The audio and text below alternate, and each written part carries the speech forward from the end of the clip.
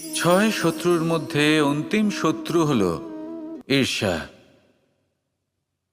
কোনো ব্যক্তি যদি জীবনে আমাদের থেকে বেশি উন্নতি করে, আমাদের থেকে বেশি সাফল্য লাভ করে, আমাদের থেকেও বেশি শ্রেষ্ঠ হয়ে ওঠে, বেশি গুণী হয়ে ওঠে, তাহলে কোথাও না কোথাও আমাদের মনে ঈর্ষাবোধ জন্ম নেয়। আর শুধুমাত্র এই ঈর্ষাবোধের জন্ম হলেই এই ঈর্ষা আপনার শত্রু হয়ে ওঠে না।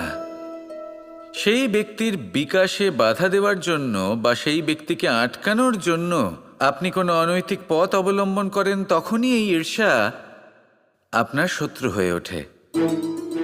কিন্তু যদি এই ঈর্ষার দ্বারাই আপনি নিজেকে আরো বেশি শ্রেষ্ঠ করে তুলতে পারেন, আরো বেশি সক্ষম, আরো বেশি গুণী হয়ে উঠতে পারেন, তাহলে এই ঈর্ষা আপনার মিত্র হয়ে আপনাকে আরো বেশি শ্রেষ্ঠ করে তুলতে পারে।